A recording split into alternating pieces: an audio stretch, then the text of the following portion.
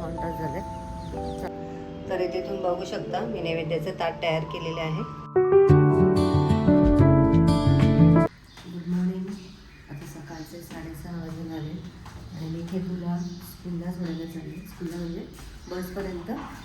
आजपासून ठरवलं की रोज चालायला जायचं. तर चला. खाली उतरताना 7व्या मजल्यावरून आम्ही चालत येणार होतो, परंतु केतूला उशीर होईल त्यामुळे राहून गेलं. तर फायनली आम्ही पोचलो आहे. आम्हाला वाटलं तर आमची बस चुकणार आहे. तर केतूची बस आली आणि केतूला सोडलंसुद्धा. तर आता चला मी चालते, जरा थोडा वेळ चालणार आणि मग घरी जाणार. तर चला. तर आता इथे मी घराच्या जवळच्याच गार्डनमध्ये चालायला आलेले आहे. तर टोटल आपल्याला 1 तास चालायचं आहे. तर बघू, आज पहिलाच दिवस झाला आहे माझा चालण्याचा. नाहीतर मग जिमलाच मी चालत असते, परंतु गेले 15-20 दिवस झाले मी जिमला जातच नाही आणि इच्छाच होत नाही अजूनसुद्धा जिमला जायची. त्यामुळे आजपासून ठरवलं आहे की दररोज केतूला सोडायला जायचं आणि त्यानंतर गार्डनमध्ये छान असं चालायचं, थोडासा व्यायाम करायचा प्रयत्न करायचा. आणि बघू आता दुपारी मला जसं जमेल तसं मी जिमला पण जाण्याचा प्रयत्न करणार आहे. तर मी आता चालते. तर इथे गार्डनमध्ये बऱ्याच बायका सकाळी सकाळी येतात. 5-5:30 पासून सकाळी बायका इथे चालायला येतात. तर छान वाटतं, सगळेजण व्यायाम करतात. असं चालणं खूप महत्त्वाचं आहे शरीरासाठी. तर मी पण खूप आळस करत होती, मग आता ठरवलं परत. विदाऊट चप्पल आपल्याला गवतावरून चालल्याने खूप फायदे आहेत. तर आपल्या डोळ्यांसाठी चांगलं आहे असं मी ऐकलं आहे. पहाटे उठायचं आणि गवतावरून छान असं चालायचं. तर चला मंडळी, अर्धा पाऊण तास झाले चालून. आता मी घरी निघाले. आले फ्रेश झाली आणि इथे जिरं आणि मेथ्याचं पाणी उकळायला ठेवले आहे. आणि हे पाणी पिऊन झाल्यानंतर मी आंघोळीला जाणार आणि मग त्याच्यानंतर पुढची सगळी जी काय असतील ती कामं मी तुमच्यासोबत शेअर करेन. चला. तर तयार झालेलं जिरा आणि मेथीचं पाणी मी ग्लासमध्ये ओतून घेते. गाळून घ्यायचं.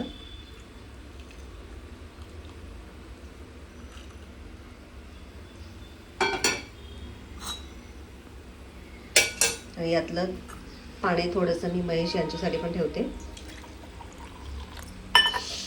बापरे. पाणी घेतल्यानंतर 1 तासाने मी फ्रूट खाल्ले. इथे किवी घेतलं होतं. आता नाश्त्यासाठी महेश यांना उपमा करते. माझा तर आज गुरुवार आहे त्यामुळे फक्त मी त्यांच्यापुरतेच करणार आहे. आणि त्यांना उपमा खूप आवडतो. आणि उपमा थोडासा मी पातळ करते, म्हणजे घशाला तोटरे बसत नाही.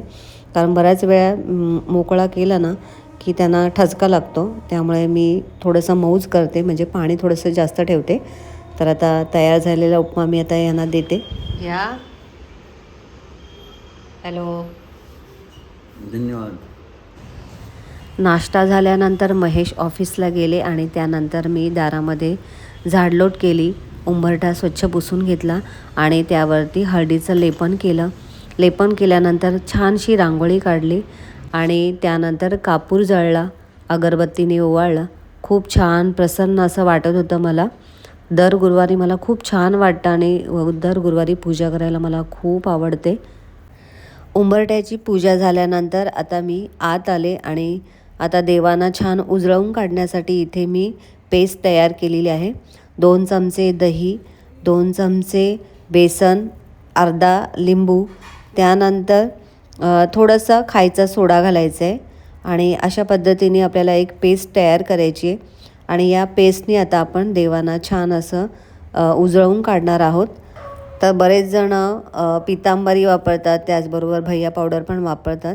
परंतु मला पितांबरीची ॲलर्जी आहे. म्हणजे पितांबरीने जर का देव चमकवले तर माझ्या हाताला चरचरतं आणि माझे नखं वगैरे काळी पडतात त्याच्यामध्ये केमिकल असल्यामुळे. त्यामुळे मी जास्तीत जास्त पितांबरी वापरण्याचं टाळते. आणि सांगलीमध्ये पण मी भैया पावडर घेतली होती देवांची भांडी घासण्यासाठी, परंतु ती पण मला थोडीशी हाताला चरचरली. निघतात, स्वच्छ निघतात, परंतु हाताला जरा थोडीशी ॲलर्जी होते, त्याच्यामुळे मी हे टाळते. आज मात्र मला अजिबात कुठलीही रिॲक्शन झाली नाही. खूप छान आणि बेसन पीठ टाकल्यामुळे हात एकदम माझे सॉफ्ट झाले होते.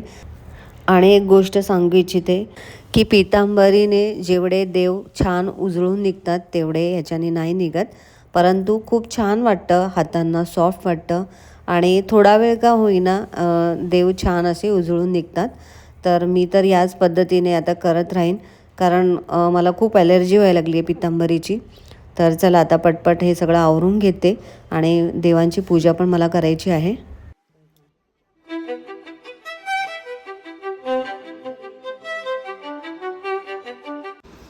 पितांबरीने त्रास होत असेल तर अशाच पद्धतीने केलं तर काही हरकत नाही.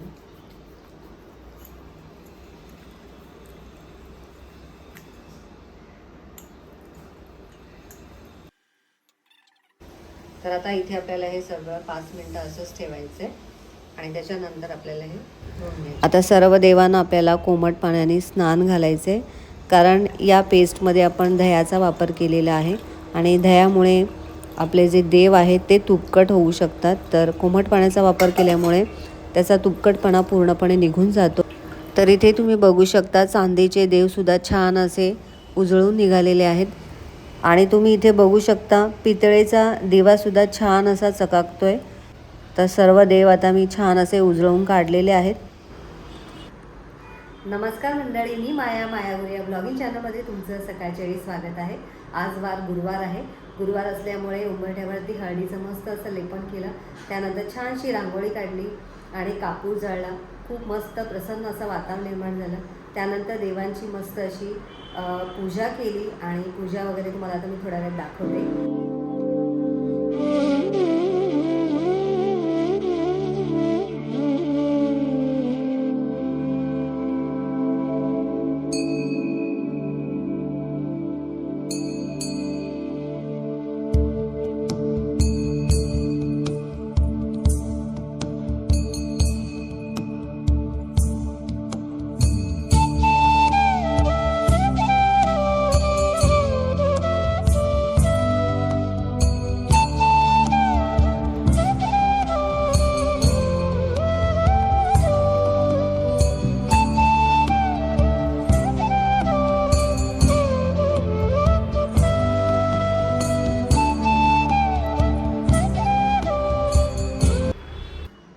तर आज मी स्वयंपाक करताना शूट नाही घेतला, कारण बराच वेळ होईल म्हणून.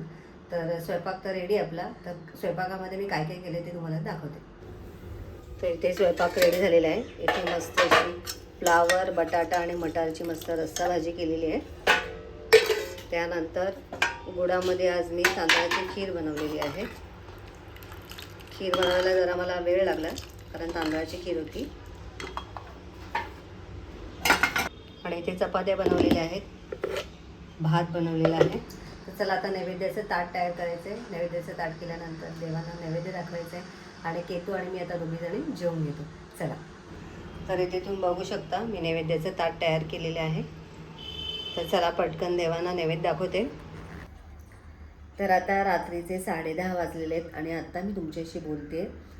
संध्याकाळचा स्वयंपाक काय करायचा नव्हता, कारण सकाळी जो केला होता तो बराचसा उरलेला आहे. केतू जेवलेली आहे. महेश अजून आज आले नाही आहेत, त्यांना थोडंसं लेट होणार आहे. आणि आज ॲक्च्युली मला एक्सरे काढायला जायचं होतं, परंतु महेश काही लवकर आले नाही, त्यामुळे नाही गेली. तर त्यांच्यासोबतच मला जायचं आहे. बघू आता रविवारी त्यांना वेळ मिळेल तेव्हा जाईन आणि एक्सरे काढेन आणि मग ते डॉक्टरांना दाखवणार आहे. आता मी व्हिडिओचा इथेच एंड करते. आजचा व्हिडिओ तुम्हाला कसा वाटला कमेंट करून नक्की सांगा. व्हिडिओ आवडला असेल तर व्हिडिओला लाईक करा, शेअर करा. चॅनलला नवीन असाल तर सबस्क्राईब करा. भेटूया नेक्स्ट व्हिडिओमध्ये. तोपर्यंत बाय बाय.